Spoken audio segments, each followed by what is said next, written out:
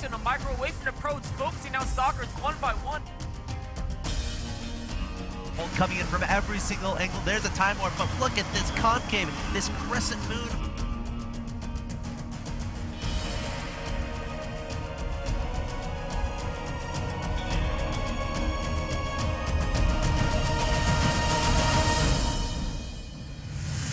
The fight. This is what's going to happen now. The supply goes in Huck's favor. He's just going to barrel through, take out whatever. So much file here coming towards. Looking like SC is going to take it here. Dancing the roaches a little bit. Scarlet. Now the Hydras are exposed. Those units are going to die, and it's not really going to make that much of a difference. GG.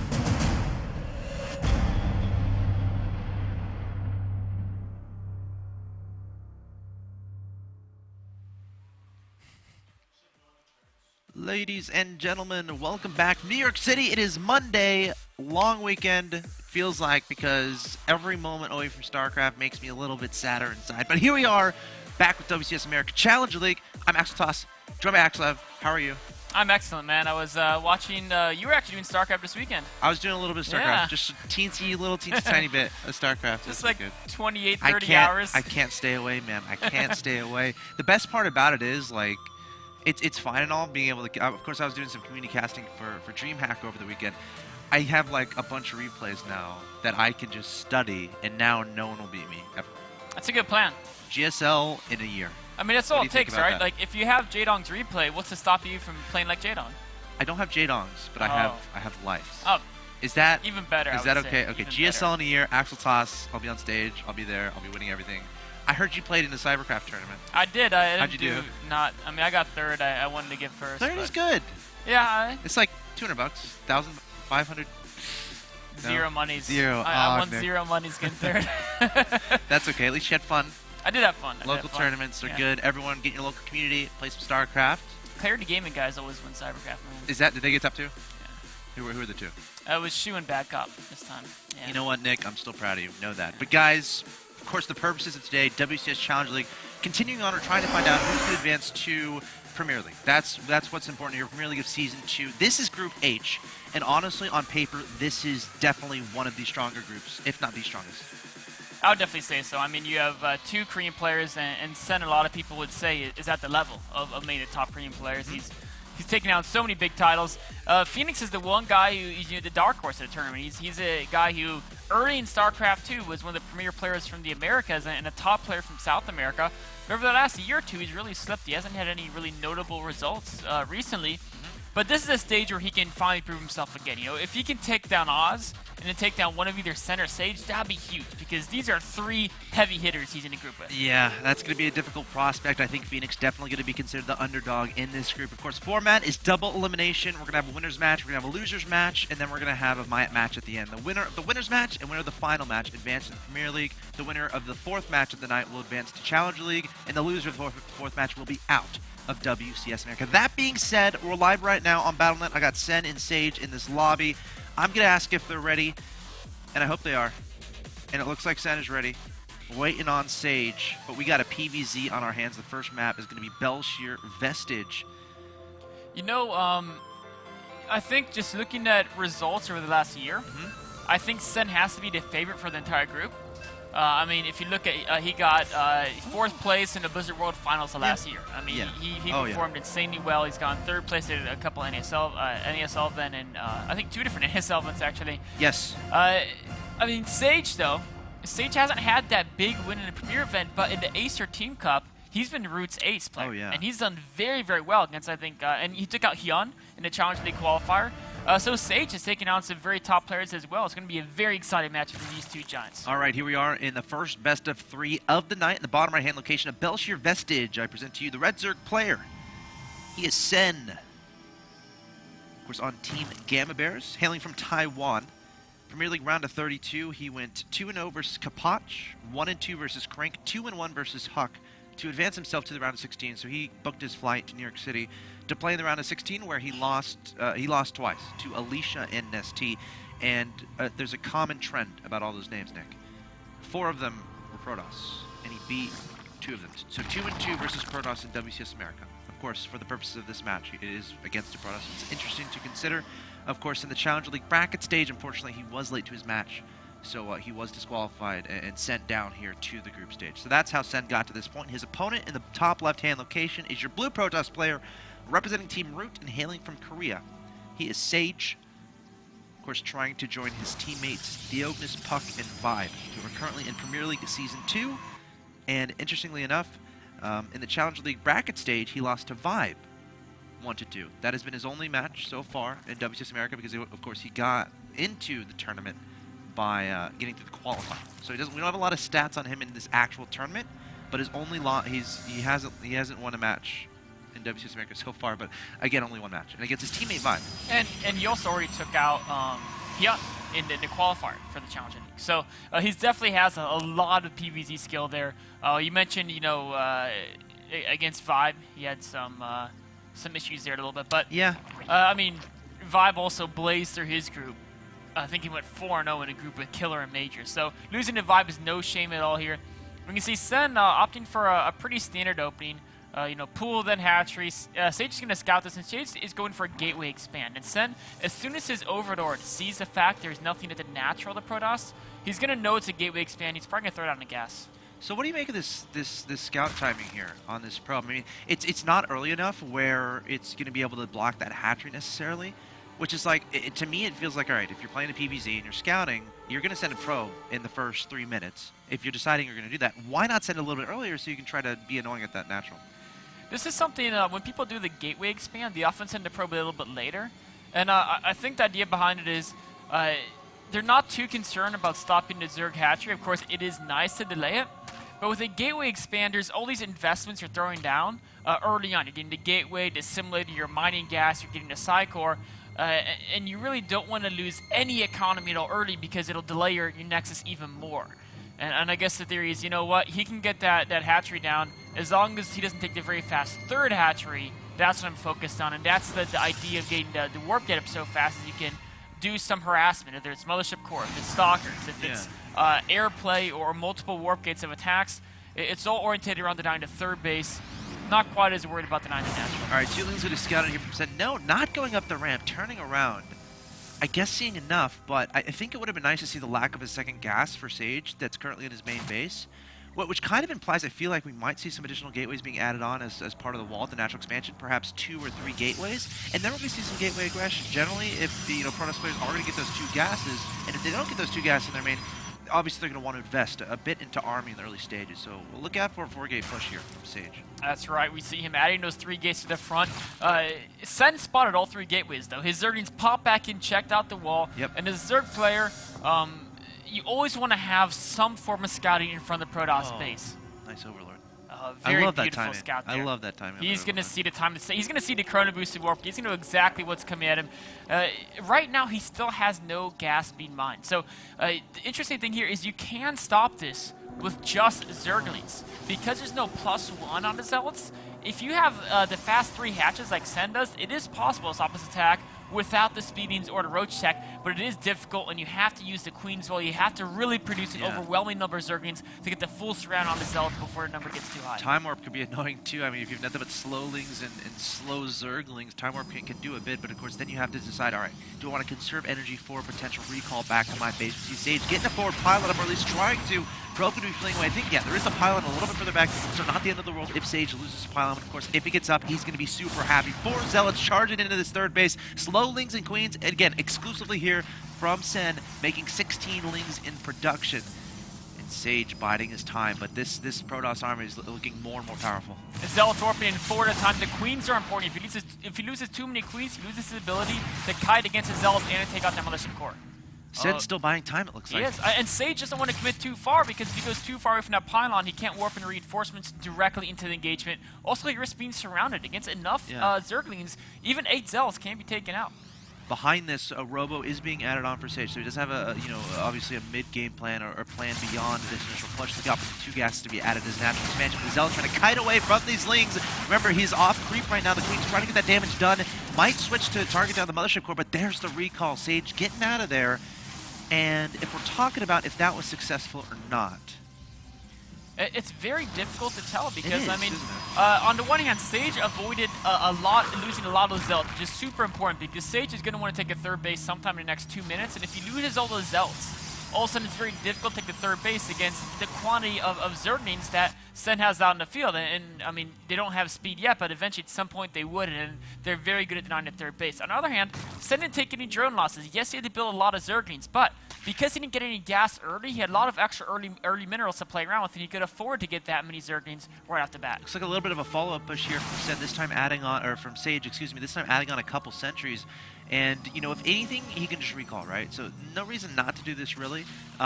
And, you know, obviously if your opponent, if you can force some units to be made out of your opponent, you're going to be really happy. So not committing a lot into this. I mean, again, he can recall at any moment, of course. Must keep that Magic Core alive. Behind this Twilight Council done. Smells like Dark Templar because he doesn't have a Forge out. So, you know, as far as, okay, why are you making the Twilight? It's either going to be Blink, Charge, or Dark Templar, I think. A lot of pressure coming out from Sage here.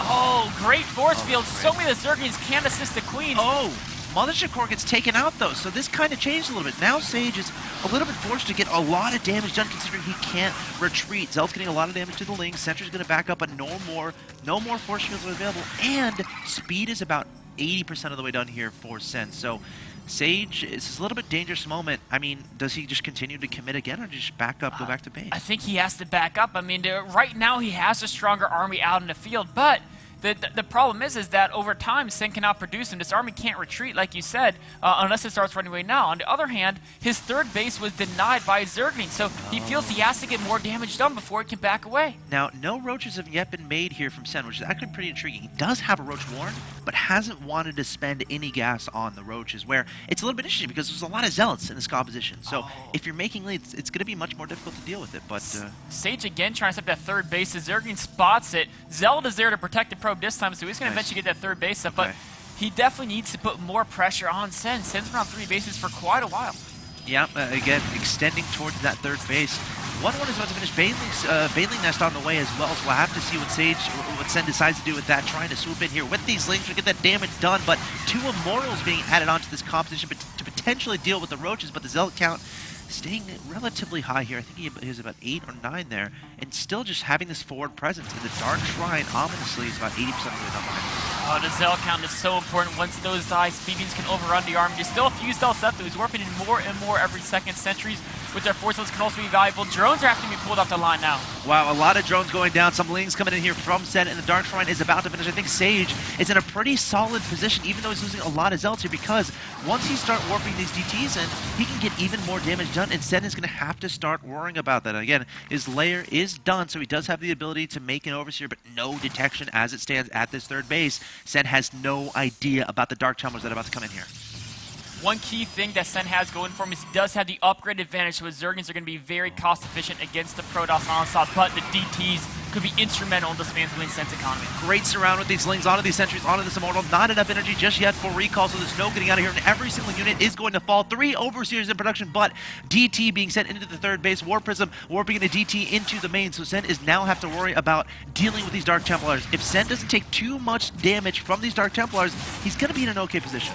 Sen was very fast in making those Overseers. There's still some more DTs in the main. Drones who are actually having to be pulled there, but he does hold for now. Remember, Sage's third has been late, and most importantly, Sen has a significant upgrade advantage. Now, he's lost a lot of drones. He had to pull drones against his Zealot attack, then he lost more to DTs. 26 workers killed.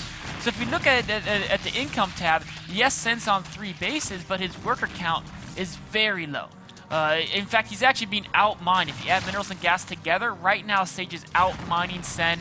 Sen still does have that very important upgrade advantage, so it may be okay that he's down on economy. He has a bunch of units on the field, too. He does. It's, you know, it's a very interesting game. The way the game has gone, it's not clear who's ahead. You know, Sage doesn't have a great mid-game composition because he went for the DTs, because he delayed his upgrade, because his third is late. His army is not that intimidating, but on the other hand, Sen, well, he could have an intimidating army with the upgrades he has. He doesn't have the economy to really continue to produce a massive amount of units. When he shoved off that push at the third base, he had about 50 Lings on the map. I feel like that's almost a situation where you send those Lings across the map, try to kill your opponent's third, to try to deny it, If anything, force some DT weapons back at your opponent's side of the map, and then use reinforcements to help deal with the DTs. But Sen not doing that. What are your thoughts on how Sen's reaction as far as after killing that arm leading to his third, keeping all of his units back to deal with DTs rather than trying to deny that third from Sage? It's always a tough choice because on the one hand, if he counterattacks, maybe he could kill a third base and then be ahead in the game. But if he counterattacks, he has to build more units to deal with the Warp Prism Ras. Oh, so like you'd rather make drones and keep your army back kind of thing. That's what Sen was thinking. He really felt, you know what, I've lost so many workers. He was only down to 45 drones, and he's like, I need to just build more drones. They have an upgrade advantage. If I can get to Hive Tech with my 2-2 upgrades already done on melee units, and the fact that he skipped a Forge for so long, if I get to late game, my army will be better than his, just due to those upgrades. So, a more conservative option to not try to attack the third, where if he failed, if there was enough warp-ins, if there was a good wall set up, if he couldn't kill the third, he might end up behind. Now, if we're talking about Sage's point of view and what he's seen a lot of Lings. He's seen, the Hive in production with that War Prism in his opponent's main. I feel like he can probably guess what's coming as far as the Ultras, but he knows the timing of that Hive. So I feel like he's going for this Charged Lot Zealot, really heavy, Charged Lot Archon, really heavy pressure off of these 3 bases. And if he can get, I feel like he's going to try to get as much damage possible done before those Ultras get out. We can see he's added 4 more gateways to do that attack you're talking about, but Sen with a nice amount of spine cards in the main base is going to defend the War Prism Ras without a problem. Yeah. The main force is significantly smaller because so many units are devoted to War Prism Ras. There's not many Zealots in his competition. If more Zealots aren't warped in, Speedings could overrun this army. Sen reacting really late though. 2 Force Fields going down. The Force Fields weren't that good at all, and he's going to recall, but taking out that natural expansion. He also denied the hatchery on the left side as well, so Sen down to 2 mining bases. A big win for Sage there, I would say. Yeah, Sage going to be really happy about that. Has Colossus on the way. Still has to be very cautious of what direction his opponent is going. And Sen is kind of all across the board here. Throwing down a Spire, throwing down that Ultralisk Cavern, working on a +1 missile attack upgrade, Adrenal Glands, Central Fugal Hooks, again, for Baneling. So, Sen is still going a lot of different directions with this tech, and it's going to be very difficult for Sage to try to identify exactly what he's going to be dealing with as this game goes forward. Oh man, losing those Archons was not good for Sage here. The ideal composition he wants against the Ultras tech is going to be a good amount of Immortals, but also, very importantly, because he's behind in upgrades, he's going to need a very good way to deal with the mass speed needs of Sen, and that's going to mean Colossi tech. That's going to mean Sidestorm, that's going to mean Archons.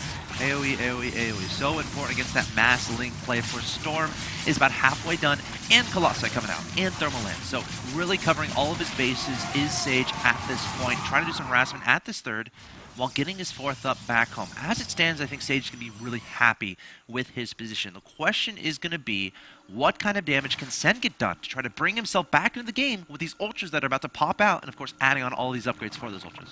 Now that Sen sees his 4th base on the right side, he has 2 options. He can, he's going to... that's a lot of Zerglings. Oh my god, those force fields were amazing. So many things going to... The Colossus went and crushed... It was a traitor Colossus went and let the Lings... He felt bad. The Colossus felt bad. You know what? I respect that. Sage, I respect you for making that decision. No one wants to see a bunch of Lings die. No, they're kind of cute. Sage has lost the last couple of War Prisms as well, so now he has no ability to really harass Sen. The Queens have done a great job defending that. Sen has all these Ultras on the field, so now he has a choice. He says, my opponent has a 4th base. Should I try to hit a Tommy on that 4th? It's tough because you're going to be fighting choke points. He's already seen he has a decent amount of robotics units. He has a high-tech army. The other option is to use the Ultras to take map control and then tech up to Broodors and say, you know what, if you have Storm, if you have Immortals, you have Colossi, what's great against those 3 things? It's going to be the Broodors, and I don't think you're going to be able to tech up the Tempest in time to deal with them. Now we can also talk, we see Greatest Fire on the way, as you said. Now we can kind of talk about the map layout here of Belshir Vestige. There's a lot of chokes. There's not a lot of open space. And when you're going for the Speedling Ultralisk composition, all that space is really important. So it's almost a situation where Sen, if he wants to get a good engagement, he needs to figure out how to get that surround, but that's very difficult to do on Belshir Vestige. However, what does help, Ultras crush force fields, which is nice, but again, Belshir Vestige, very hard to navigate in these later stages when the Protoss is building that deathfall and you're trying to figure out the optimal way to engage it. That's right. A Zerg player can often set up those flanks if defensively. They know their opponent is coming out to the map to attack them, but trying to break an opponent who's turning is very difficult on this map. Now, Sage has spotted the Greater Spire, so he's getting double Stargates, ready to respond to potential Broodlord threat. He's also thinking about attacking Sen before Broodlords hit the field, but as he commits on the creep, as he gets further into Sen's territory, the threat of that Ultras surround does become more real. Of course, he has a Militia Core here, so I don't think he has a problem recalling out. And again, this position is great. At the bottom of this ramp, he's going to back up, but Sen looks like he wants to go for an engagement. Storm's going down onto the Ultras. The Link sneaking ahead of him. Link's running back into Storms, but it looks like almost, nothing really happening there. Some Storms going down, but look at this. Sage going to drop some Zealots into this main base, attacking in 2 different locations. Just trying to be annoying here towards Sen, putting a Time Warp there on the ramp as well. And it looks like... the Mothership Core! Oh, does get taken out. No running here, but Storm's going to be thrown down behind this Protoss army. But now Sage has got to be careful. He can defend this ramp probably, but if he goes down the ramp onto creep again with the Queens and Ultras, it could be very dangerous. Sen now, he's getting the Broodlords. Once those Broodlords complete, if there isn't an answer to them, you need either a massive amount of Blink Stalkers or some area to steal Broodlords. Yeah, +1 arrows on the way, and we have Void Rays in production. Colossus doing a lot of damage. Queen's trying to transfuse the Ultras. Another Storm going down here from Sage. Has to be careful not to overextend, because once those Broodlords pop out, it's not going to be fun at all. Not much anti-air in this composition. Again, we don't have a lot of Blink Stalkers. Archons, their range isn't fantastic, so there's no way they're getting close to those Broodlords. It's not like you have the Mothership Core to grapple all the Broodlords in place.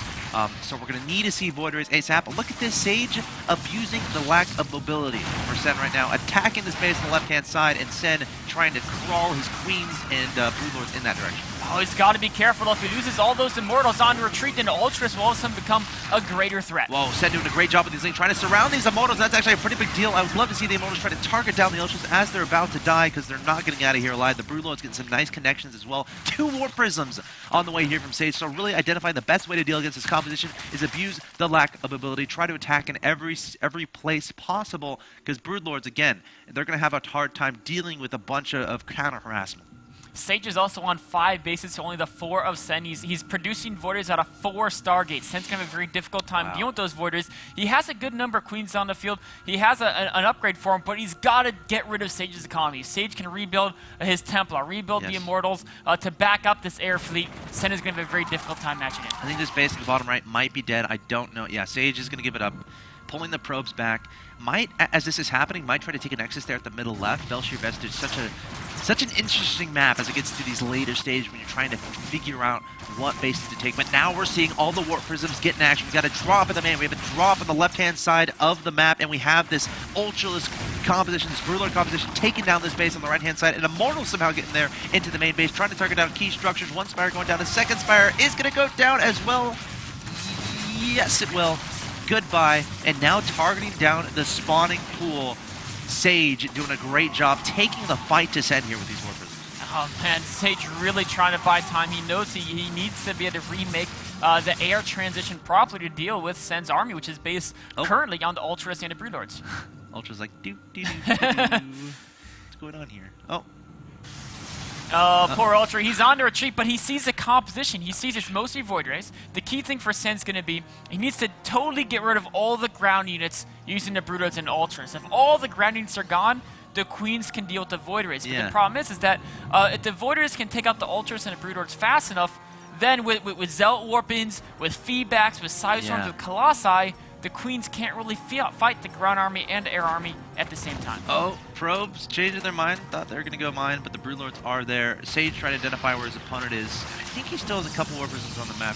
Yeah, he has another one in production, so really trying to favor getting those out on the field. But again, Sen doing a decent job holding it off, keeping his main army alive. And as time goes along, Sen's main army gets stronger and stronger. And this is turning into a situation where, you know, normally in ZVP you're looking for those cost-efficient trades. Now it's like it's mass army versus mass army. It's going to come down to a huge engagement. That's right, and Sage cannot afford to lose that right side next. I think it's going to go down. But the Queens could be outside. No, the Queens are the most important part of the competition. You cannot let those all go down. Feedbacks. All these Queens are going to melt, which means what is going to deal with the Void Rays? Corruptors, not the right answer. Ultras, they don't claw up, and these Void Rays are going to shred away everything. One little mistake from Sen, and he loses every single Queen. These Broodlords might end up dying too. The Corruptors trying in vain to protect them, but these are Void Rays. Oh man, the Corruptors stand no chance. Trying to remake 15 more Corruptors, but there's so many Void Rays, I don't think 15 Corruptors can even touch them. Now the Broodlords are dying, so we can warp in more groundiness as well. Sen took out Sage's most important mining base, but at the cost of his army, it was just not worth it, man. No, it's one of those situations where the Queens, like, it's not their fault. They're slow. So they're like, like Sen's like, all right, army, let's go over here. And the Queens are like, okay, let's go.